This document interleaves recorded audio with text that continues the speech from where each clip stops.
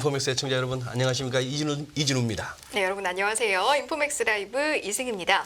자, 오늘도 일부 시간 바로 시작해 볼 텐데요. 오늘은요, 류현정 시티은행 소비자금융그룹 부장님과 함께 보도록 하겠습니다. 어서 오세요. 어서 오세요, 유 부장님. 안녕하세요. 예. 반갑습니다. 한번 모실 때 딱 됐네요. 예. 지금 환율이 네. 궁금해요. 일단 1330원대 접어들고 한 40원, 50원이 가까워지면은 조금 주춤하긴 하는데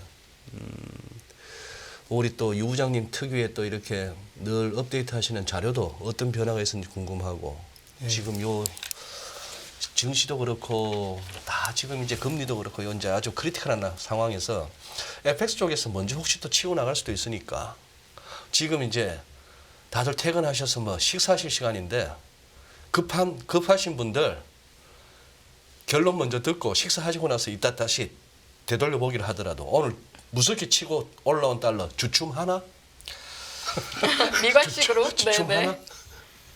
결국 뭐 글로벌 달러와 동향이 말해줄 것 같습니다. 예. 국내 시장 상황은 대체로 추가 상승에 대해서 조금은 좀 고민을 하게 네. 추가 상승할 소재가 있을지에 대해서 조금 고민하는 시장이 되어 있는데 네. 해외 시장발 달러와 강세 여지가 있어서 그렇게 완전히 안심은 못하겠습니다. 안심은 못하겠다. 안심은 못하겠습니다. 하지만 해외 시장이 그렇게 불안하지 않다고 한다 그러면은 여기서 추가 상승 폭 자체는 좀 제한적이지 않을까라고 생각을 하고 있습니다. 네. 여쭙는 김에 예. 오늘 우리 저 제목이 달러 주춤 하나의 다음에 주식시장 반등인 것 같은데 점점점 올라타도 될까? 준비 안 하신 내용이겠지만 오늘 주식 보니까 우리만 좋았는데 올라타도 될까요? 많이 불안한 것 같습니다. 올라타면 안 될까요? 단기적으로 왔다.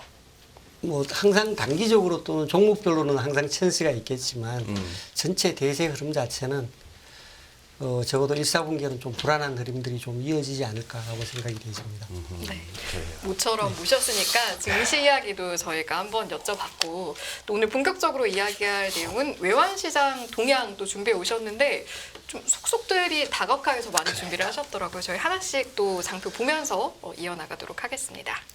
예, 시간이 조금 지나긴 했습니다만 1월 단위만큼 이제 지난해 시장 전반을 한번 예. 조망을 해보고 좋습니다. 그리고 그 연장선상에서 금년도 시장을 같이 이야기를 하는 그런 그러시죠. 자리를 생각을 했습니다. 네. 먼저 지난해 한 해 동안에 달러화의 환율의 그 동향 그리고 금년도 1월 달 들어서 한 달들의 동향을 각각 표시를 해봤습니다. 먼저 지난해 한 해 동안에 예. 각 통화별 변동 내용을 표시를 하고 있습니다. 달러화 대비한 변동이고요. 저 고동색 막대기. 예, 그렇습니다. 아래쪽에 이제 고동색 막대기는 각 통화별로 퍼포먼스를 나타내고 있습니다. 플러스는 해당 통화가 강세였다는 이야기고요. 마이너스는 해당 통화가 약세였다는 이야기입니다. 네. 지난해 한 해 동안에 달러화가 연초 대비해서 연말 약 한 2.1% 정도 약세를 보였습니다. 달러화 지수 기준이고요. 달러 지수. 결국 유로화가 강세를 보였다는 이야기하고 마찬가지 바꾼 이야기가 네. 되겠습니다. 전반적으로 유로와 캐나다 달러 등이 지난해 강세를 보였는데 달러화 지수는 약세를 보였습니다.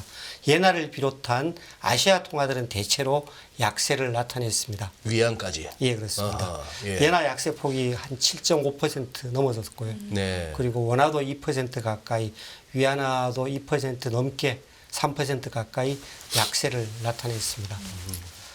금년도 1월 달 들어서는 달러화가 예상 밖으로 지난해 연말의 움직임과는 달리 강세를 나타냈고요. 대부분의 통화들이 달러화 반등의 반작용으로 약세를 나타냈습니다. 원화가 금년 들어서 꽤 약세폭이 큽니다. 3.7% 약세를 나타냈고요. 그 달러 인덱스가 1.9% 올랐는데 예, 그렇습니다. 우리 원화 약세폭은 3.7%니까 상대적으로 훨씬 더 큰 편입니다.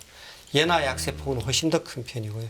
그러네요. 그 전반적으로 경기 민감 통화들, 아시아 예. 통화들, 그리고 금리에 대해서 민감한 반응을 보이는 그런 통화들이 대체로 약세폭이 큰 그런 상황이 되어 있습니다. 네. 뭐 전반적으로 환율 움직임을 이야기를 했고요. 사실 이제 지난해 예. 연초까지만 하더라도 달러화가 약세를 보일 것이라는 전망이 굉장히 강했습니다. 작년 연초만 해도 그랬죠. 예. 예. 이와 같은 달러화 약세의 가장 큰 배경에는 결국은 미국이 선제적으로 금리를 많이 올려서 결국 미국이 다른 나라에 비해서 특히 유로존에 비해서 선제적으로 경기 부진에 빠지고 반대로 유로존은 2022년도에 그 고에너지 가격으로 인해서 상당히 경제가 부진했습니다. 네. 에너지 가격이 하락 안정화되면서 유로존 경제가 회복될 것이라는 그런 기대가 강했고요. 일본으로 넘어오면은 네. 일본은 초완화적인 통화 정책을 우에다 총재가 취임을 하면서 기존의 그 초완화적인 통화 정책을 되돌릴 것이라는 기대가 강했습니다. 그랬죠. 예, 맞아요. 반면에 중국은 예. 코로나 바이러스에 대한 그 락다운에서 벗어나면서 경제가 가파르게 회복세를 나타낼 것이라는 기대가 강했습니다. 결국 달러는 약세를 보이고 나머지 통화들은 회복세를 보일 것이라는 기대로 한 해를 시작을 했습니다. 네. 그런데 막상 이제 사실 연중에 달러는 강세 영역에서 등락을 하다가 연말께 꼬리를 좀 내려서 끝을 내는 그런 움직임이었습니다. 그렇죠. 결국 이제 이와 같은 움직임을 주도하는 가장 큰 배경은 각국 중앙은행들의 통화정책 내지는 통화정책에 대한 기대치가 작용을 했고요. 예. 결국 그 이면에는 물가, 고용 그리고 성장률 변화 같은 부분들이 작동을 하면서 움직였습니다. 말씀 듣다 보니까 참 이게 이렇게 자꾸 곱씹고 되씹으면은 자꾸 이렇게 허무해지는데 중국은 팬데믹 락다운에서 이제 벗어나서 중국 자체적으로 경기가 살아날 거고 또 중국 관광객들이 우리 한국에도 많이 들어올 거고 이런 기대감이 컸던 밤이 예, 있는데 중국 작년에 날아갔고 네. 증시를 보나 경제 상황을 보나 채권 투자하시면 될 것 같습니다 했다가 연초부터 상당한 캠페인이 붙어가지고 거액자산가들 채권 투자 한번 했다가 금리 그렇게 치솟으면서 또 고생을 했죠. 고생했고 뭐가 달러는 약세로 갈 거다 했던 건데 작년에는 사실 한 초가을까지는 뭐 4% 5% 정도 강세를 보이다가 그러니까. 그나마 연말에 꼬리를 좀 내려서 한 2% 정도 달러가 약세였는데 그 달러와 약세는 말씀드렸듯이 유로화 정도에 대한 약세이지 원화나 나머지 대부분의 그래, 아시아 예. 통화들은 달러에 대해서 약세를 나타냈었습니다. 전반적으로 이와 같은 전망과는 달리 실제로 이제 우리가 잘 봐온 것 같이 2024년도 중에 변동은 달러와는 지지력을 나타냈습니다. 부진할 것이라고 예상했던 미국의 경제가 상당히 호조를 보였고 네. 그리고 특히 지난해 하반기 들어서는 소위 굉장히 오랫동안 회자되어 온 higher for longer라는 이야기가 지배를 하면서 달러와 강세를 이끌었었습니다. 그랬죠. 그리고 예. 높은 금리 상승을 이끌면서 말씀하셨듯이 채권 투자자들을 굉장히 불안하게 만들었습니다. 3%대 후반 정도 하던 미국채 10년물 수익률이 5%를 넘어섰다가 그나마 최근에 4% 초반으로 내리면서 숨을 좀 쉬는 상황이 되었죠. 그래요, 맞아요. 예. 그리고 유로존 경제는 뭐 좋을 것이라는 기대와는 달리 예. 지난 3분기에 유로존 GDP가 마이너스 0.1%인가 마이너스 성장을 기록했고요. 네. 아마도 4분기에도 플러스 성장을 기록하기가 어렵지 않을까라는 예상이 지배적입니다. 중국은 예상과는 달리 굉장히 고르지 않은 회복세를 나타내고 있고요. 그나마 최근에 이제 부양책 기대로 겨우 중국 금융시장이 버티고 있는 그런 모습입니다. 지금 주요국 동향을 굉장히 일목요연하게 정리해 주셔서 이제 전체적으로 주요국에서는 외환 시장에 이런 움직임을 보였구나. 이거는 저희가 이제 확실히 정리가 좀 된 것 같습니다. 그럼 지금부터는 나라별로 구체적으로 어떤 움직임을 보였는지 좀 보려고 하는데 먼저 미국 관련해서 장표가 좀 준비가 된 게 있더라고요. 저희 예. 차트를 좀 보면서 또 설명을 들어보도록 하겠습니다. 결국 전반적으로 이제 달러 움직임, 외환 시장의 움직임의 지난해 가장 큰 틀은 결국은 금리 동향이었고요. 물론 이제 금리의 동향의 이면에는 당연히 물가라든가 예. 고용, 뭐 GDP 성장 이런 것들이 뒤쪽에 차지를 하고 있긴 합니다만 전면에 가장 달러화 환율의 변동을 가장 잘 표시하는 그래프가 금리 동향입니다. 지금 뭐 저 화면에 저거 보니까 진짜 거의 붙어 다녔네요. 예, 그죠? 보여드리는 그림에서 예. 빨간색 선은 미국채 10년물 수익률이고요. 짙은 청색 그래프는 달러화 지수를 나타내고 있습니다. 전반적으로 연준의 긴축이 장기화되어지면서 금리가 지난해 하반기 가파르게 상승세를 나타냈고요. 이를 쫓아서 달러화가 강세를 나타냈습니다. 지난해 10월 달 이후에 11월 달 들어서 연준의 금리 인하에 대한 기대가 좀 강화가 됐죠. 미국의 물가가 안정세를 보였고 특히 12월 달 FOMC에서 예상 밖으로 파웰 의장이 굉장히 다비시한 비둘기파적인 코멘트를 내놓으면서 달러가 가파르게 강세를 되돌리는 움직임을 나타냈습니다. 결국 이와 같은 움직임은 사실은 금리 움직임의 또 다른 표현이었습니다. 예. 그렇죠. 미국은 그렇고 미국 독일과 미국 금리 차 이것도 준비해 오셨는데 예. 이건 저희가 어떤 관점에서 들여다보면 될까요? 결국 사실은 이제 유로존의 경기가 부진하면서 모두의 말씀을 드렸듯이 유로존의 경제가 2022년도 고에너지 가격으로 인한 부진에서 가파른 회복세를 보이면서 유로존의 금리가 상승 반등하는 흐름을 나타내고 네. 이를 반영해서 유로화도 상당한 지지력을 나타낼 거다라는 기대였었습니다. 사실 이제 유로존 내의 채권 투자가들은 계속 지속적으로 마이너스 영역에 있던 유로존 독일 국채에 투자를 못하다 보니까 계속 지속적으로 미국으로 해외로 투자 자금이 유출되면서 유로화 약세를 이끌었거든요. 결국 유로존 경제가 회복될 것이라는 기대는 해외 투자 자금의 유출이 억제가 되면서 즉 유로화 금리가 회복이 되면서 해외 투자 자금이 억제가 돼주고 유로화가 상당폭 회복세를 보일 것이라는 그런 기대였습니다. 그런 기대와는 달리 유로존 경제가 부진하면서 여전히 미국과 유럽 간에 상당한 금리 차이가 존재를 했습니다. 예. 네. 2년물 국채 수익률 기준에서 그림에서는 현재 지금 약 한 1.7% 내외 정도에서 미국 금리가 유럽 금리보다 높은 상태이고요. 예. 그런 부분들이 지속적으로 유로화의 저평가를 반대로 달러화의 고평가를 드라이브를 해온 상황들입니다. 그 그림이 나타낸 부분이 현재 그래프인데요. 짙은 청색선은 독일 국채 마이너스 미국 국채 2년물 기준이고요. 수익률의 차이를 나타내고 있고 적색선은 유로 대 달러화 환율을 나타내고 있습니다. 예. 대체로 동행하는 모습을 나타내고 있습니다. 다만 저기서 이제 왼쪽 Y축을 잘 보시면 저게 마이너스입니다. 예, 마이너스입니다. 마이너스니까 지금 독일 금리가 유럽 독일 2년물 국채 금리에서 미국 채를 빼니까 독일 금리가 낮아서 예, 그렇습니다. 마이너스가 나왔는데 표시가 되는 거죠. 예.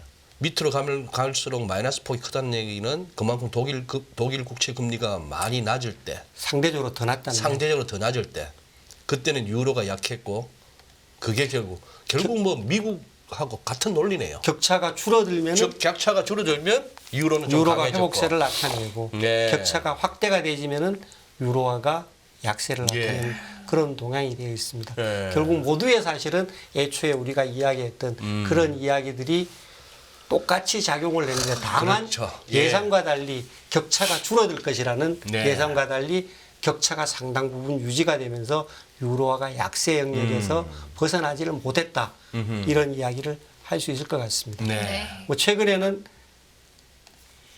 ECB가 유럽 중앙은행이 상대적으로 긴축적인 모습을 좀 나타내지 않을까라고 생각을 했었는데 지난밤에 있었던 유럽 중앙은행 통화정책의 ECB 정책회의에서 예상 밖으로 라가르드 ECB 총재가 굉장히 좀 완화적인 그런 태도를 나타냈습니다.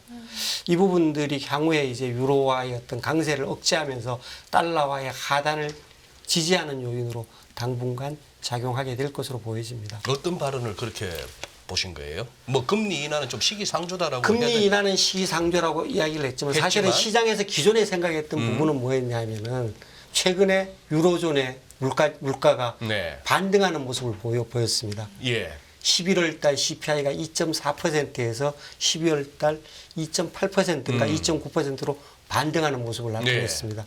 물가가 생각대로 쉽게 순탄하게 예. 하락하지 못할 것이라는 그런 우려가 존재를 할 수가 있거든요. 네. 이런 상황에서 시장으로 하여금 중앙은행이 완화적인 시그널을 나타냈을 경우에는 시장 자체가 인플레이션에 대한 기대 심리가 높아지고 그러면 거기에 따라서 지금까지 공들여왔던 긴축 정책의 효과가 도라미 타불이 되는 상황이 예. 될 수가 있습니다. 그래서 시장에서 기본적으로 생각했던 거는 뭐였냐면은 근본 22 정책 회의는 시장의 22의 금리 인하 기대를 제어하는데 상당한 공을 들일 거다라는 게 기본 전제 사항이었습니다. 그 전제의 시작이 말씀하셨듯이 금리 인하는 시기상조였다라는데 모든 22 정책위원들이 동의를 했다. 그 멘트까지는 멘트까지는 나왔습니다. 근데 그 뒤쪽에 나온 멘트들이 뭐였냐면은 물가에 대한 라가르드 총재의 기본적인 생각이었습니다. 근원 인플레이션이 잘 통제되면서 예상대로 잘 내려가고 있다. 그 다음에 임금 상승 압력이 억제가 되어지면서 향후에 인플레이션에 미치는 영향이 없어질 거다. 그 시점이구나. 어제 유럽 증시들이 이렇게 흘러내리다가 갑자기 예, 그렇습니다. 모든 시장에서 다 그냥 갑자기 확 튀던데 라가르드 총재 그 얘기 듣고 이제 예, 갑자기 그러고 또, 끝에 이제 그 여담식으로 나온 이야기가 뭐였냐면은 그 지난 다보스 포럼에서 예. 금년도 여름께에는 22가 금리를 인하할 수도 있겠다라는 그런 커멘트를 했었는데 요번에 열린 예, 다보스에서 지금도 예. 유효하냐라고 했더니 아하. 여전히 같은 생각이다 라고 이야기를 하면서 여름께 정도에는 22도 금리 인하를 생각을 하고 있구나. 그럼 시장은 어떻게 갑니까? 기대치가 앞서가죠. 예. 4월 달 금리 인하론이 굉장히 강하게 나타나고 있는 상황입니다. 이런 부분들이 이제 제가 애초에 생각했던 달러와 그림과는 좀 다른 그림을 나타낼 가능성 부분에 대해서 조금은 좀 고민을 하고 있습니다. 달러와 향방에 대해서. 그 말씀은 결국 유로가 강세로 가기 힘들다는 차원에서 그렇습니다. 달러 인덱스 차원에서의 달러 약세는 조금 하방이 막힌다. 당분간은 막히는 그런 그림이 될 것 같다. 알겠습니다. 예. 될 수 있을 것 같습니다. 네. 다음은 일본의 이야기인데요. 예. 좀 전에 말씀을 드렸습니다만 뭐 다른 나라들이 다 긴축에 나섬에도 불구하고 일본은 기조적으로 높은 수준의 물가 2%대 물가 상승률을 유지시키는 구조를 정착시키겠다. 예. 그러기 위해서 초완화적인 통화 정책을 계속 지속하겠다가 지금 일본 중앙은행의 입장입니다. 뭐 지난해 3월에 취임을 했던 우에다 총재는 계속 초완화적인 정책 지지 입장을 나타내 왔습니다. 예. 그러다 보니까 이런 실망감으로 인해서 예. 계속 지속적으로 엔화가 약세 영역에 머물러 있습니다. 뭐 그림에서 보시듯이 미국, 일본 국채 금리 차이를 구하면은 한 3.5%, 많게는 4%까지 벌어져 있던 그런 네. 상황입니다. 그러다 보니까 일본 투자자의 입장에서는 환을 오픈을 하고 엔을 가지고 달러로 바꿔서 미국에 투자를 하면은 연간 4%만큼의 초과이익이 생깁니다. 10년 동안 운용을 하면 40%예요. 환율이 엔화가 40%만 절상이 안 되면은 남는 장사인 겁니다. 하하. 그러니까 적극적으로 투자자들이 해외 투자를 느리는 상황이 되어 있는 거죠. 줄일 이유가 별로 없는 거죠. 일종의 그나마 앵캐리 트레이드의 예, 일환이기도 그렇습니다. 하고 그나마 한해제 없이 예, 그렇습니다. 그나마 최근에 좀 다행인 부분은 일본 주가가 랠리를 해주면서 네. 자본 유출이 좀 줄어드는 모습이 아닌가라고 생각이 되어지고 있습니다. 어찌됐건 전반적으로 이와 같은 일본은행의 초안적인 통화 정책으로 인해서 엔화는 약세 영역에 머물러 있고 달러와 금리가 오를 때마다 달러 대 엔화 환율은 달러 금리를 쫓아서 상승하는, 즉 엔화가 약세를 보이는 그런 움직임들이 이어져 왔습니다. 네. 주요국 외환시장 동향을 봤으니까 사실은 결국에는 또 달러와 원화, 우리나라와 또 비교해서 한번 봐야 될 것 같은데요. 이 내용도 한번 짚어주실까요? 결국은 사실은 이런 해외 시장의 이야기를 하는 이유가 뭐냐면은 원화에 대한 이야기를, 주변의 이야기를 그렇죠. 정지 작업을 하기 위해서 네. 그래요. 달러의 이야기를 했었는데요.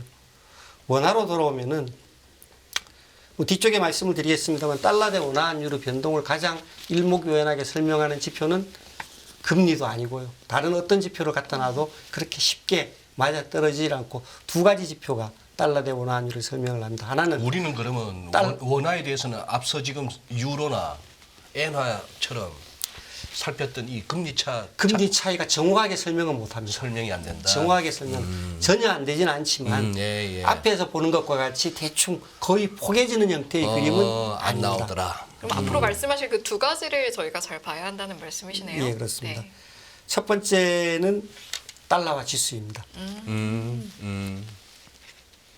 그다음에 두 번째는 수급과 관련된 거시적인 지표들입니다. 수급 관련 지표들. 그다음에 나머지 하나를 더 이야기를 한다고 그러면은 글로벌 투자 심리의 동향인데 투자 심리의 동향을 이제 뭐 몇 가지 지표로 많이 쳐다보는데 네. 빅스 같은 지표들은 사실은 잘 아주 극단적인 위험 상황이 아니면은 잘 통하지 않고 예. 주로 많이 쳐다보는 게 이제 MSCI 글로벌 인덱스, 월드 네, 인덱스 네. 이런 것들을 보면은 그러니까 글로벌 주가 인덱스 동향을 보면은 대체로 좀 비슷한 방향성을 확인할 수는 있습니다. 어찌됐건 가장 잘 설명하는 지표는 달러화 동향이고요. 글로벌 달러화 동향이고 네. 결국 글로벌 달러화 동향을 나타내는 달러화 지수에 대한 이야기가 달러 대 원화 환율 설명 내지는 향후의 전망에 가장 첫 자리를 차지합니다. 그래서 말씀드렸듯이 달러화 지수를 이야기를 했고 유로를 이야기를 했고 예. 엔화를 이야기를 했었습니다. 지난해 달러 대 원화 환율의 동향인데요. 2022년도 10월 달부터 가파른 하락세를 시작해서 좀 오버슈팅을 아래쪽으로 했었죠. 1220원대까지 하락하는 그림이 1월 달까지 그림이었습니다. 네. 이와 같은 오버슈팅이 해소가 되면서 지난해 달러는 대체로 1,300원 초반 정도에서 중심으로 등락을 하는 그런 모습이 이어졌습니다. 뭐 대체로 거래 중심점에 하단 한 1280, 상단 한 1340 정도 네. 그 수준을 일시적으로 좀 이탈하는 경우가 있었습니다만 대체로 이 정도 한 고안에서. 60원 내외 정도 박스권 네. 안에서 등락하는 움직임이 이어졌었습니다. 결과적으로 이제 2022년도에 말에 1265원에서 23년 말 1288원 약 한 2% 정도 원화가 약세, 달러 대 원화 환율이 상승하는 결과를 낳았고요. 뭐 평균 환율로는 한 1305원 정도로 전년보다가 평균 환율이 조금은 높아진 모습이었습니다. 금년 1월 달 들어서는 추가적으로 지금 달러화가 반등을 하고 이와 같은 반등의 작용이 강화가 되지면서 확대가 되지면서 달러 대 원화 환율은 다른 통화들보다가 더 많이 상승, 즉 원화가 더 많이 약세를 보이는 그런 모습입니다. 첫 번째는 글로벌 달러와 반등이 달러 대 원화 환율의 상승을 이끌었고요. 그리고 역외 거래자를 중심으로 해서 달러화 매수가 금년도에 상당히 좀 강화된 모습입니다. 네. 이런 부분들이 달러 대 원화 환율이 상대적으로 더 큰 폭의 상승, 원화가 더 크게 약세를 보인 그런 움직임을 나타냈습니다. 현재 달러화 수준이 이제 결국 어디쯤인지는 네, 계속 예. 우리가 과거를 쳐다보면서 균형감을 찾을 필요가 있는데 네. 현재 달러화 수준이 지난 20년 동안의 차트를 보면은 지난 20년에 비해서는 상당히 그 이례적으로 높은 수준이 계속 유지가 되고 있습니다. 2022년도 중반 이후에 달러 대 원화 환율이 과거 20년에 이 표준 편차 수준 근처에서 계속 등락하고 있는 모습입니다. 지난 20년 평균치가 1130원이 조금 못 되는데 지난 30년 동안에 이 표준 편차 수준의 상단이 1345원 정도 수준입니다. 뭐 그 정도 수준에서 근처에서 달러 대 원화 환율이 오르고 있다. 적어도 과거의 어떤 확률치로 봐서는 굉장히 좀 이례적인 수준에서 예. 오래 유지가 되고 있다. 물론 지난번에 제가 출연해서 달러 대 원화 환율이 높은 이유는 과거보다 높은 이유는 충분히 그럴 만한 이유가 있다라고 말씀을 드렸고 예. 당분간은 그 수준이 유지될 거라고 말씀을 드렸는데 네. 그럼에도 불구하고 과거 평균치에 비해서는 굉장히 높은 수준이다. 결국 미국 시장이 미국 금리가 우리나라 주식시장, 채권시장보다가 더 지금 당장의 어떤 수익률에 있어서는 좋아 보이지만 쉽게 못 나가는 이유가 이와 같이 과거에 비해서 높은 수준에 있다 보니까 적극적으로 개인 투자가들 또는 일부 기관 투자가들이 적극적인 해외 투자에 나서지 못하는 이유가 되고 있고요. 반대로 환율이 현 수준에서 추가로 올라가지 못하는 다른 한 요인으로도 작용을 하고 있습니다. 예, 지금 그러니까 야, 지금 저 그래프가 지금 좀 전에 그 그래프는 최근 20년 동안의 환율 흐름에서 금융위기 때 한번 확 한 1,600원 근방까지 갔다가 이제 내려오는 그 흐름에서 가운데 검은색 선이 이제 평균이고 예, 그렇습니다. 아래 위로 꺼놓은 빨간색 선이 평균 플러스 마이너스 2시그마인데. 예, 그렇습니다. 아니 우리 그 고등학교 때 그 뭐 암만 수학을 못해도 고등학교 때 그 정규 분포에서 2시그마 같으면 어지간하면 그 안에 들어가는 거 아니에요? 예, 그렇죠. 그 안에서 어지간하면 놀아줘야지. 95%가 이 시그마의 안쪽 영역이고 그렇죠. 5% 정도가 이 시그마의 바깥 영역인데 예. 위쪽 영역으로 따지면 확률적으로는 한 2.5% 채 안 되는 정도의 수준이 이 시그마 위쪽인 거죠. 현재 그 수준 정도에서 계속 간당간당하고 있다. 아니 저 한미 유연정이가 막 서울의 딜러들 막 다 그 코모돈 돈 다 뺏어 먹을 때 1,300원 같으면 엄청 높은 환율이었는데. 제가 트레이딩을 처음 시작했을 때 너무 서로 역사를 잘 아시니까. 네, 제가 트레이딩을 말씀하시죠. 처음 시작했을 때 환율이 네. 600원이었습니다. 달러 정도. 그런 때가 또 있었나요? 600원대였습니다. 그 2,000원 찍었던 장본인이 있잖아. 97년에. 예, 그렇습니다. 응? 저 양반이 나라 망해도 좋다고 2,000원을 갖다가 비드 한 사자 찍었던 사람이에요. 엄청난 분을 지금 저희가 모시고. 물론 그거 붙들고 뭐 입고 하는 딜러는 아니고 샀다가도 1초 만에 팔고 하는 선수긴 하지만 기어의 본레벨 봐야 된다고 2,000원 찍었던 선수예요 그때. 그 이후로도 1,300원 가는 거는 굉장히 높다는. 근데 요즘 너무 1,300원 밑으로 1,200 해서 앞에 1, 2자만 보이면 자꾸 살라고 들더니까. 예, 그렇습니다. 많이 바뀐 거예요 지금 분위기. 그러니까 현재의 레벨에 적지 않은 사람들이 많이 적응을 했죠. 1,300 수준을 계속 보다가 뭐 1,270원, 80원을 보니까 굉장히 싸다는 생각을 하게 되고 네. 기존에 맞아. 사지 않고 사는 거를 밀어놨던 거래자들이 사고 있습니다. 이제, 가장 네. 큰 손이 국민연금입니다. 아하. 가장 큰 손이. 당분간은 약간 이런 추세 속에서 좀 진행이 될 거라고 말씀하시긴 하셨지만 그럼에도 불구하고 지금 20년을 딱 펼쳐놓고 보여주신 이유는 길게 봤을 때 역사적으로 보면은 지금 지점은 어느 정도 올라와 있는 게 맞다를 좀 인지하실 필요는 있다. 적극적으로 그러니까. 쫓아가서 네. 사기에는 좀 불편한 레벨이다. 그건 좀 우리가 알고 있자라는 예. 맥락에서. 그렇습니다. 아마 또 당국도 나름대로 지금 이 레벨은 쉽게 뚫리도록 내버려 두지는 않을 레벨이라고 보이는데요.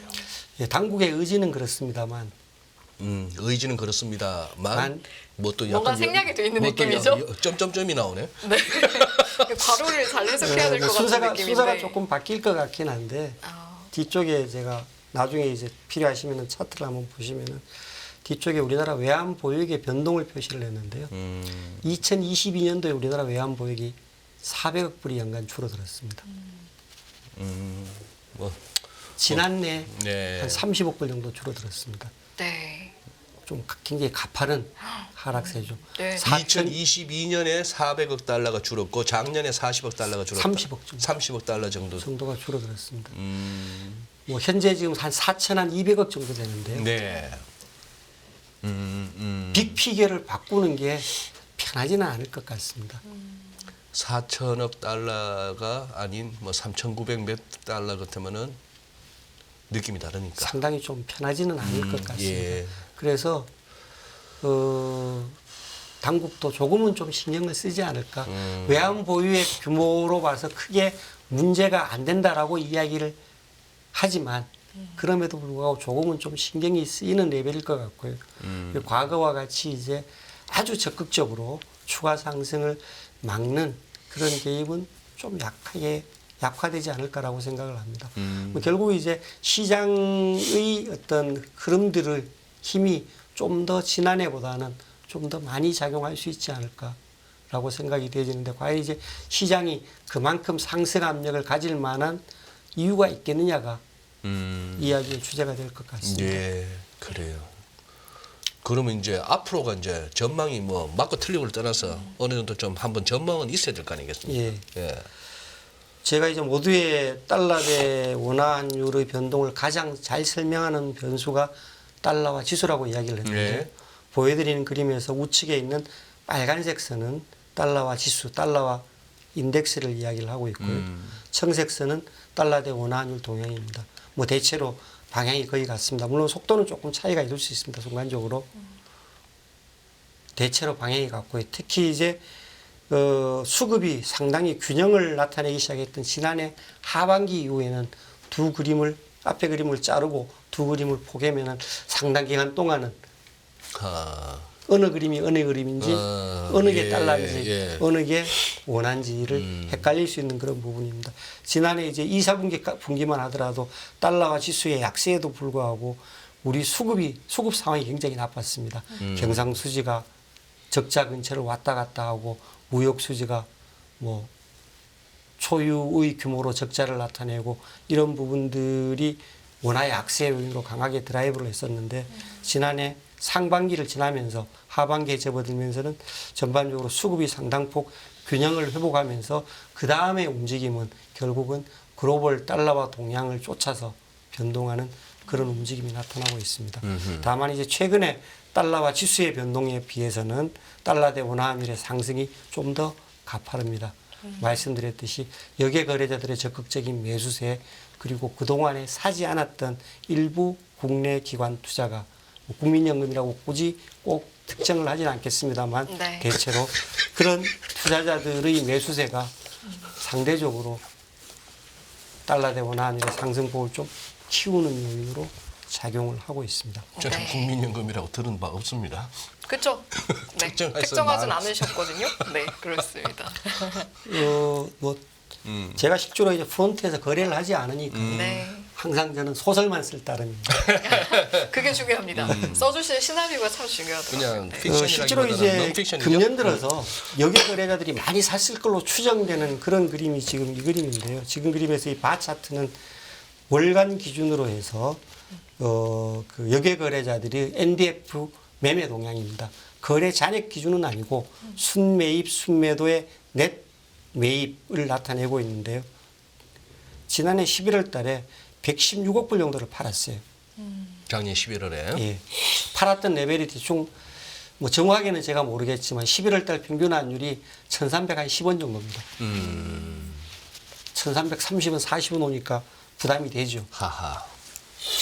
아, 그래서 글로벌 달러와 지수도 반등을 하고 그러다 보니까 뭐 팔았던 거래가 롤오버가 됐을 수도 있고 이미 NDF니까 픽싱이 되고 계약이 터미네이션 종료가 되었을 수도 있는데 상당 계약이 좀 남아 있다고 판단을 하면은 이들 거래자들의 매수세도 일정 부분 작용을 하고 있고 그리고 두 번째는 좀 전에 말씀을 드렸듯이 그동안에 사는 거를 미뤘던 투자자들 또는 수익 기업 등이 환율이 하락하는 흐름이면 좀 호흡을 좀 길게 하고 지켜볼 수 있겠는데 환율이 계속 위쪽에서 움직이다 보니까 좀 급해서 거래 레벨을 좀 높인 게 아닌가. 그러면서 최근에 1330원대 박스권 흐름이 한 7, 8일 정도 계속되는 그런 상황인 것 같습니다.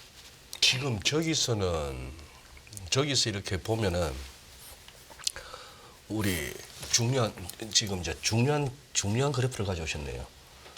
저 아래쪽으로 이제 막대기가 나온다는 얘기는 여기에 세력들이 NDF 시장에서 달러를 파는 달러 약세 쪽으로 배팅을 한다는 얘기니까 그럴 때 보면 확실히 저 아래쪽에서 그래프가 나올 때 환율 떨어지는 거 보세요. 그러다가 제가 지금 다시 이제 빨간색이 해서 이제 위로 가는 네, 네. 결국 여기가 매수할 때는 또 달러가 올라가잖아요. 그 저게 그림 지금 이제 유현정 부장이 하시는 말씀은 왼쪽에서부터 쭉 시작해서 여기가 쭉쭉쭉 팔아서 환율이 떨어지잖아요. 떨어져서 이제 막대기가 줄어들다가 이제 위로 가잖아요. 네. 저거는 이제 차익 실현일 수도 있고 저 밑에서 팔았던 선수들 중에는 쇼커버링 내지는 조금 터지면서 손절 매수일 수도 있고 한데 저런 상황에서 약간 궁금한 게 저거네. 저 가운데 부분에서 살짝 넘어가면서 여기에는 팔고 있는데 환율은 올랐네요. 실제로 이제 저때 그러고 나니까 또 이제 바로 또 쇼카만 막 들어오네. 예, 2019년, 20년 정도까지만 하더라도 네. 여객 거래자가 방향을 선행을 했습니다. 거의 먹었죠, 걔들이. 선행을 했습니다. 맞아요. 여기가 예. 사기 시작하면 환율이 올라가고 또 영내 여기가 팔기 시작하면 환율이 떨어집니다. 로컬이 또 따라갔고. 그런데 2021년 정도부터는 21년 정도부터는 여기가 거래 방향이 좀 후행을 합니다. 아하. 환율이 떨어지면 쫓아서 팔고 아하. 환율이 올라가면 쫓아가서 삽니다. 뒷북을 많이 쳤다는 뒷북을 많이 친다. 뒷북을 많이 치고 있습니다. 최근에도 좀 그런 모습이고요. 좀 전에 11월 달 이야기를 했는데 11월 달에도 환율이 뭐 한 달 내도록 계속 팔았다고 그러면 평균치가 1,310원이었습니다. 그리고 12월 달에는 네트로 거의 거래가 제로예요. 1월 달에는 아마 상당히 매수 우일 겁니다. 예. 그러니까 예. 떨어지면은 쫓아가서 팔고 올라가면 쫓아가서 사고 하다 보니까 최근에는 거래의 어떤 선행 내지는 리드한다기보다는 뒤쫓아가서 거래를 하면서 계속 좀 고생을 하는 전반적으로 네. 트레이더들은 그런 상황이 아닌가 싶습니다. 어찌됐든 최근에 환율 반등의 주된 매수세가 여기라고 이야기를 하는데 거꾸로 과거에 나온 발표된 자료를 가지고 추정을 하면은 과거에 팔았던 거를 일부 좀 줄이는 상황이 아닌가라고 보고 있습니다. 네. 저희가 지금까지 이제 동향 파악을 한 게 결국에는 이제 전망으로 가는 하나의 과정인데 예, 그렇습니다. 일단 또 저희 소통하면서 진행하는 방송이기 때문에 이제 그 부장님 설명하시면서 올라온 질문 중에 글로벌 달러와 약세로 가는 시점은 언제일지 그 시기가 너무 궁금하다라는 말씀이 있었거든요. 그래서 마침 또 이제 그 다음이 글로벌 달러와 장표가 준비가 돼 있어서 함께 저희가 녹연해서 좀 설명을 들어보도록 하겠습니다. 결국 이제 연준이 적극적으로 통화 완화에 나서는 현재의 긴축을 되돌리는 시점이 될 것 같습니다. 그 되돌리는 시점이 다른 비교국들, 특히 유럽 중앙은행보다가 가파를 건지 또는 후행할 건지라는 부분이 글로벌 달러 전망의 첫 번째 질문이 될 것 같고요.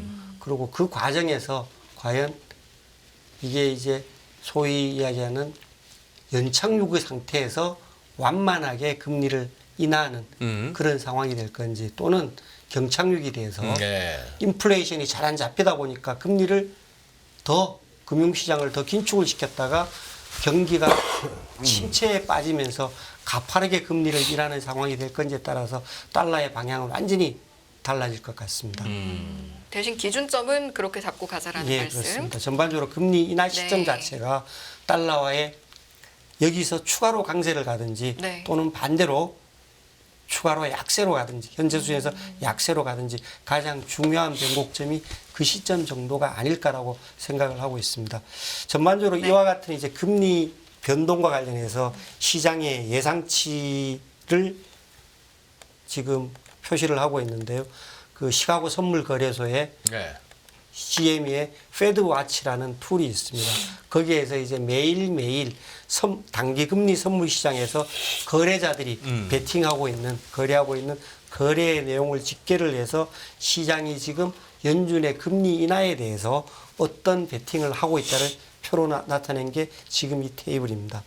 먼저 짙은색 선은 현재의 어저께 기준으로 현재의 테이블이고 조금 옅은색 바는 한 달 전의 수준입니다. 현재 정책 기준 금리 수준이 5.25%, 5.50%입니다. 네, 그래요. 3월 FOMC를 기점으로 해서 정책 기준 금리가 5.25, 5.50% 현재 수준이 유지될 것이라는 예상이 한 달 전에는 10% 조금 넘었습니다. 90%는 금리를 내린다. 인하할 것이라는 길이었죠. 맞았어요. 예, 그랬죠. 현재는 지금 어떻게 바뀌었느냐? 56% 넘게가 정책 기준 금리를 동결할 것으로 보고 있고 3월에는 그냥 간다. 나머지는 한 44% 정도가 금리 인하 기대를 하고 있습니다. 결국 이와 같은 금리 인하 기대의 축소가 최근에 글로벌 달러와 반등의 가장 큰 토대였고 달러 대 원화 환율 상승의 가장 큰 배경이었습니다.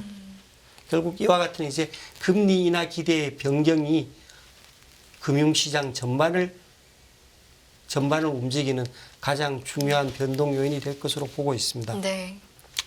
금년 전체로 놓고 보면은 이거는 이제 지난 12월 달에 연준 위원들이 FOMC에서 소위 금년 점도표. 각 연말 기준으로 정책 기준 금리의 예상치를 내놓은 겁니다. 예. 소위 답프랏 점도표라고 이야기를 하죠. 점 하나가 각 연준 인사들이 이야기하는 예상치입니다. 네. 2024년 말 기준으로 해서 나타낸 표가 여기 그 음영으로 표시된 영역의 답프랏인데요.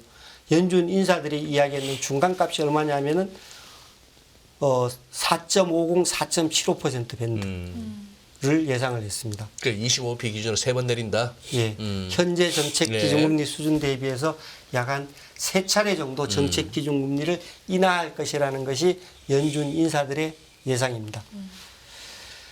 최근에 금리 인하에 대한 기대가 많이 되돌려져서 시장의 예상치가 금리 인하 예상폭이 많이 줄어들었지만 그럼에도 불구하고 여전히 시장의 예상은 어디에 있느냐? 빨간색 선으로 표시가 되어 있습니다. 빨간색 선. 예. 중간점이 4.0%입니다. 6번 정도는 할 것 같다 이 얘기지. 이것도 많이 줄어든 게 현재 수준입니다. 한 달 전만 하더라도 한 8번 정도 할 거야. 네, 네. 200bp는 인하할 거야가 시장의 예상이었습니다. 아니 8번을 갖다가 인하한다는 얘기는 1월 FMC부터 해가지고 1년에 8번 열리는데 매번 25bp를 내리든지 1월달에 15하면 중간에 50bp를 50bp 하든지. 인하하는 시점이 생길 거라는 이야기죠. 그런 식으로 예상을 적극적으로 예상을 했습니다. 결국은 뭐냐 하면은 시장이 연준의 가파른 금리 인하를 바라는 거죠.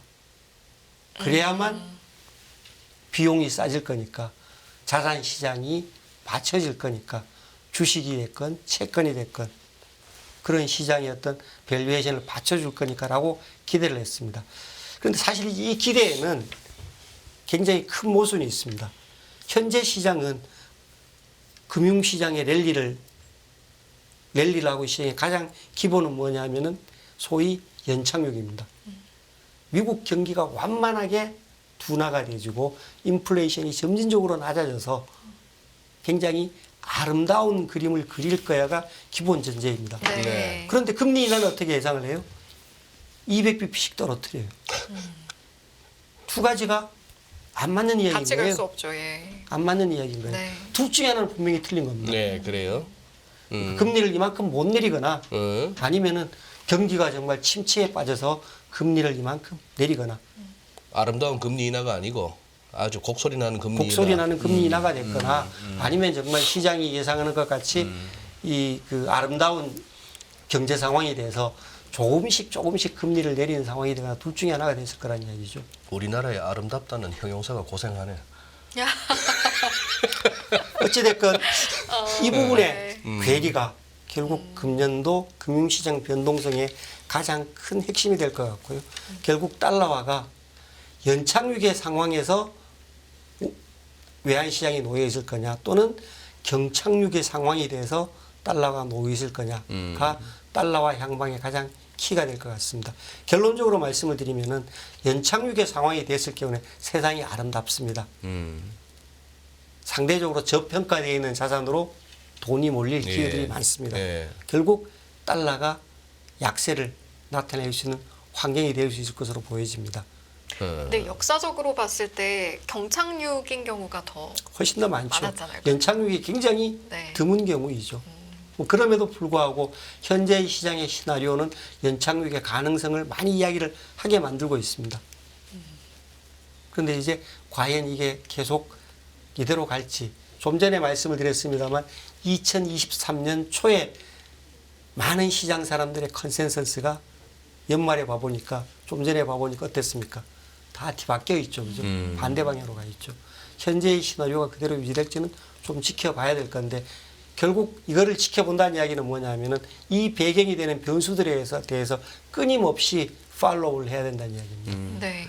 물가 상황, 고용 상황 뭐 이런 것들을 계속 지켜보면서 자기의 예상을 조정을 해나가야 될 거라는 이야기입니다. 이 투자가는 외환 투자가, 주식 투자가, 채권 투자가 공이 해당되는 내용입니다. 나는 몰라 배째 10년, 20년 갈 거야.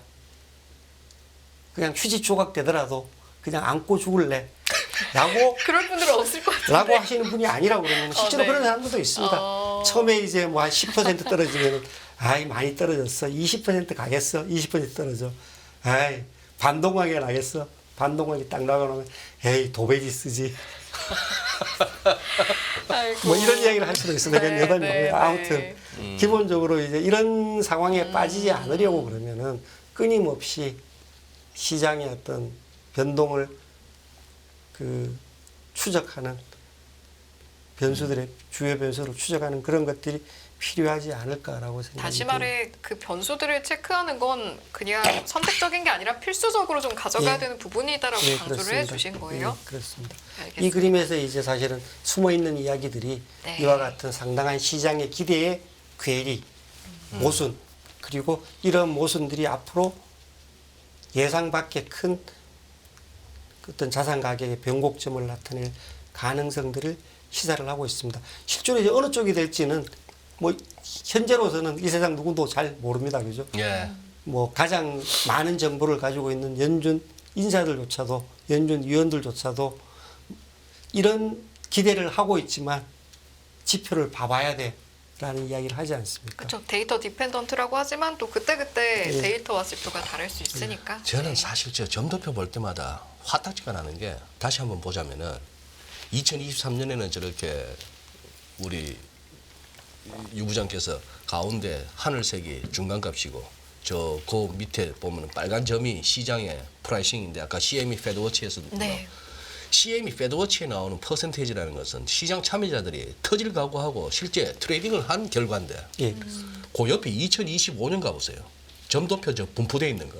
저 제일 위에 5.25에서 5.5 유지하자는 선수하고 저 제일 밑에 있는 2.25에서 2.5까지 가자 하는 둘이 누군지 찾아가지고 한번 불러내가지고 한번 백분 토론 한번 시켜봤습니다. 니는 왜 5.5를 찍었고 니는 왜 2.5를 찍었냐고.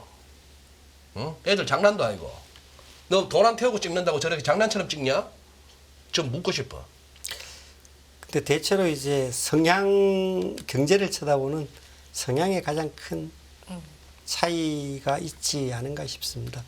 뭐 여기를 찍었던 사람이 누굴지에 대해서는 후보들은 있겠죠. 이제 대체로 코멘트를 하는 예, 예. 내용을 네. 보면 예. 후보들은 있겠죠. 아래쪽에 찍은 사람이 누구인지는 몇 사람 중에 한 사람이 나겠죠. 근데 그럼에도 불구하고 뭐 나름대로의 어떤 시장에 시그널을 주는 그런 그 발표 내용이라고 해서 생각해서 나름대로 저는 유용하게 의미 있게 생각을 하고 있습니다. 네. 이 자체도 계속 바뀌면서 조정이 되어지면서 나타나고 네. 있으니까요. 점도표 그 너머의 것들까지 함께 들여보다 볼 수 있는 시간이었고 이제 앞서 설명을 해주시면서 좀 물가나 고용 이런 거 좀 계속해서 따라가면서 체크하셔야 된다라는 말씀을 해주셨고 그래서인지 이제 글로벌 달러와 말씀하시면서 소비자 물가 동향, 미국 소비자 물가 동향이랑 고용 보고서를 또 가져오셨거든요. 예. 실제로 이 지표들은 어떤지도 한번 저희가 확인을 해보겠습니다. 사실 이제 데이터 자체에 대해서는 지금 아직 많이 남아 있습니다. 네네. 3월 FOMC까지도 그렇죠. 데이터가 네. 더 남아 있고, 예. 뭐 실제로 이제 정책의 가장 중요한 변곡점이 될 가능성이 있는 한 6월 정도의 데이터까지는 굉장히 많은 데이터가 나와 있으니까 지금 당장의 데이터에 그렇게 목매일 필요는 없을 것 같고요. 참고 다만 정도로 이제 해서 예. 대체로 현재 어떤 흐름을 나타내고 있는가에 대해서는 그 팔로우를 할 필요가 있을 것 같습니다. 아하. 뭐 전반적으로 이제 물가 안정세는 최근에는 조금 안정세가 굉장히 둔화되는 모습입니다. 왼쪽에 있는 거는 이제 그 전월 대비해서 월간 기준으로 해서 물가의 변동을 나타내고 있는데 위쪽으로 많이 올라갔던 막대가 조금 막대의 키가 좀 낮아진 모습을 나타내고 있습니다. 물가 상승세가 좀 둔화되고 있다. 그런 이야기를 할 수 있을 것 같고요. 오른쪽 그림은 전년 대비해서 소비자 물가의 변동을 나타내고 있는데 이거는 소위 이제 전체 소위 헤드라인 CPI를 나타내고 있고요. 위에는 그 변동성이 심한 식료품과 에너지 제품을 제외한 물가를 나타내고 있는데 흔히 이제 우리가 근원 물가라고 이야기를 네. 하죠. 근원 물가의 하락세가 굉장히 좀 더딥니다. 아. 과거에 비해서는 상당폭 낮추긴 했습니다만 하락폭이 좀 더디고요. 이 부분이 이제 그 기대컨대는 계속 완만하지만 하락 흐름이 이어질 것으로 기대를 합니다만 예상 밖의 충격들 뭐 예를 들면은 다시금 어떤 중동 사태 또는 다른 어떤 요인으로 인해서 공급 사이드의 어떤 문제로 예. 인해서 물류 비용이 증가를 하고 또는 그런 것들이 인플레이션 압력으로 작용할지에 대해서 뭐 약간의 우려는 남아 있습니다. 하지만 전반적으로 인플레이션은 느리긴 하지만 계속 둔화될 거다라는 거에 대해서는 현재의 대부분의 시장 참가는 동의를 하고 있습니다. 다만 네. 이제 이 둔화 속도가 연준이 금리를 빨리 인하하기에 충분할 정도인지에 대해서는 계속 질문 사항들이 되겠죠. 네. 뭐 이런 것들에 대한 답변들은 계속 매일매일 나타나는 연준 인사들의 이야기에 네. 귀를 그 뉘앙스 예, 차이라든지 예, 이런 부분들. 귀를 계속 기울일 네. 수밖에 없는 것 같습니다. 네. 알겠습니다. 뭐 같은 맥락에서 고용 지표도 그렇게 보면 볼 될 수 있을 것 것 같고. 같습니다. 다음 또 하나를 쳐다봐게 지금은 이제 미국 쪽 측면만을 이야기를 했었는데 결국 환율이라는 건 상대 가격입니다. 달러화가 비싸고 싸질 이유도 있지만 달러화의 상대인 유로와 예나 또는 다른 통화들이 싸질 비싸질 이유들도 쳐다봐야 될 거고요. 결국 이들의 싸지고 비싸질 이유의 가장 전면에는 각국 중앙은행들의 통화정책이라는 표시가 되어질 겁니다. 네.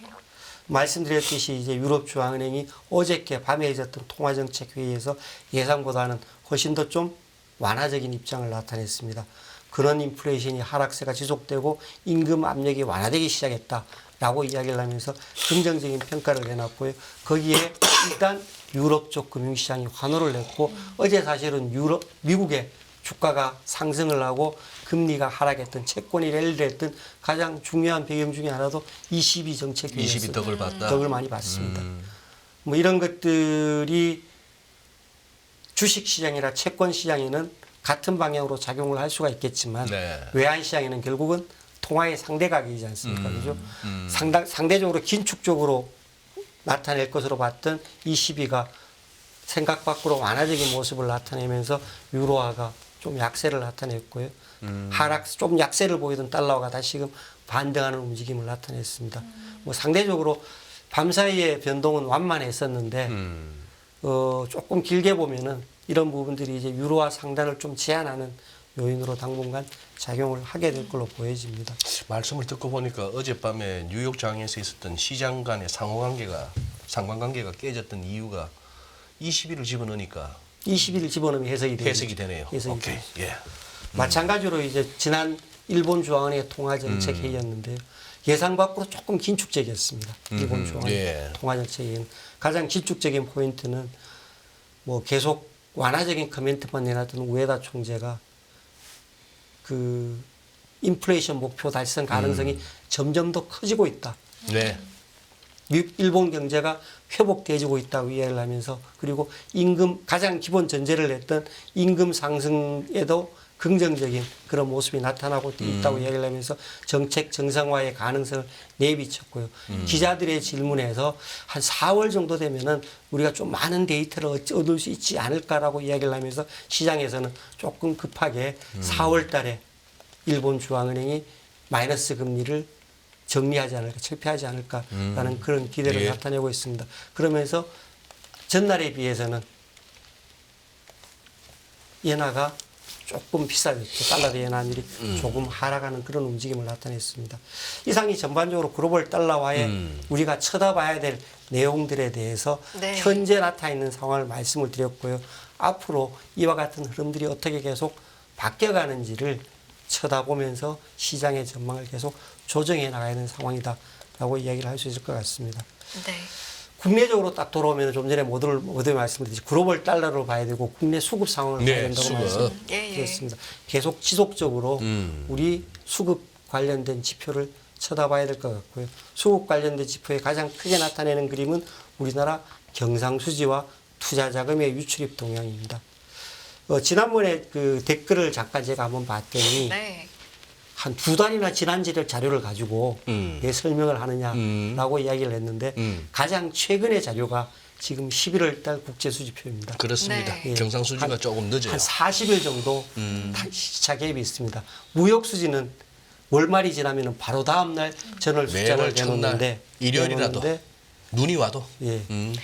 경상수지는 이 자본 국제수지표는 한국은행 집계가 한 40일 정도 시차가 발생을 합니다. 아무튼 전체적으로 봐보면 현재의 상황은 달러와 공급 쪽이 조금 더 경상수지 측면에서는 좀 우월해 보입니다. 아래쪽은 오렌지색 선은 투자자금 유출입을 나타내고 있고요. 그다음에 경상수지 유출입을 나타내고 있는데 경상수지 흑자가 투자자금 유출을 뛰어넘고 있는 상황입니다. 결국 이와 같은 거는 큰 틀에서 달러와 공급 요인이 조금 더 많아져 있다라고 예. 이야기할 수 있을 것 같고요. 결국 이 배경에 있는 각종 이제 무역 수지의 동향이라든가 수출 동향들이 어떻게 바뀔지를 계속 좀 쳐다볼 필요가 있을 것 같습니다. 현재 지금 무역 수지는 계속 월별로 봐보면은 개선세가 계속 좀 이어지고 있고요. 욕심만큼 무역 수지가 확 늘어나지는 않습니다. 네. 뭐 그럼에도 불구하고 전월 대비해서는 계속 개선세를 나타내고 있습니다. 전년 동월 대비해서도 지난 2년 전에 비해서는 상당폭 개선세를 나타내고 있는 흐름이 지금 이 그림이고요. 그리고 이제 우리 무역 수준에서 가장 중요한 수출 품목인 반도체 수출이 상당폭 회복이 되어지면서 그 전반적인 어떤 무역 수지 개선에 대한 기대가 높아지고 있습니다. 네. 네. 다른 한편으로 국제 유가는 최근에 나타난 중동 사태에도 불구하고 비교적 낮은 수준에 낮은 수준에 머물러 있습니다. 물론 뭐 지난번 같은 경우에는 미국 쪽 이야기를 가지고 유가가 최근에 상단을 좀 뛰어넘긴 했습니다만 중동 사태에 대한 어떤 유가의 전이는 현재까지는 굉장히 제어가 되어 있다라고 네. 이야기할 수가 네. 있겠습니다. 몰입해서 듣다 보니까 저희 마무리할 시간이 또 1분 앞으로 다가와서 이제 못다 하신 말씀, 이 부분은 꼭 시청자분들 명심했으면 좋겠다라는 말씀이 있으시다면 저희 마지막으로 말씀 듣고 정리하면서 마무리를 좀 해볼까요? 사실 뭐 예. 금년도 이제 전망의 방향에 대해서는 봐야 될 내용에 대해서는 말씀을 드렸는데 전망의 방향에 대해서는 말씀을 안 드렸습니다. 예. 예. 전반적으로 글로벌 달러화는 예상 밖으로 좀 지지력을 나타낼 가능성이 좀 있어 보입니다. 그래서 글로벌 달러화 측면에서는 달러 대 원화환율의 하락폭이 크지 않을 것 같다라고 이야기할 수 있을 것 같고요. 반대로 수급적인 측면에서는 계속 수급이 개선 흐름을 나타내고 있습니다. 이런 부분들은 반대로 좀 상단을 제한하는 요인이 될 수 있을 것 같습니다. 예. 그래서 지난해 고점은 현재까지의 뭐 굉장히 가까이 있긴 합니다만 현재까지의 상황에서는 지난해 고점은 좀 강해 보이고요. 높아 보이고. 네. 그리고 하단도 뭐 지난해 저점까지는 전혀 가기가 좀 어렵지 않을까. 글로벌 달러화라는 그런 요인을 놓고 보면은. 그래서 전체적으로 봐서는 개인적으로는 지난해 평균치 내지는 그거보다 조금 아래 정도가 아닐까라고 금년도 환율을 생각을 해보고 있습니다. 사실 이제 지난해 연말까지만 하더라도 예. 그거보다는 조금 더 낮게 봤었는데 글로벌 달러화라는 변수를 놓고 보니까 지난해보다는 조금 더 그 지난해 생각했던 것보다는 하단이 좀 높아지는 상황이 되지 않을까 생각을 하고 있습니다. 네. 그래요. 오늘 모처럼 부장님 모시고 정말 외환시장 관련해서 A부터 Z까지 다 짚어주셔서 모처럼 이제 연초에 시청자분들도 정리가 아주 잘 되셨을 것 같습니다. 저희 또 분기마다 기회가 되면 부장님 모셔서 최근의 외환시장은 어떻게 흘러가고 있는지 또 확인해보는 시간 갖도록 하겠습니다. 오늘 1부 이 시간 류현정 시티은행 소비자금융그룹 부장님과 함께했습니다. 잘 들었습니다. 고맙습니다. 예, 감사합니다. 고맙습니다. 더 많은 영상을 보고 싶으신 분들은 화면 오른쪽에 있는 구독 버튼을 눌러주시기 바랍니다. 그리고 영상을 보시면서 좋아요는 필수인 거 아시죠? 항상 인포맥스 라이브를 사랑해주셔서 감사합니다.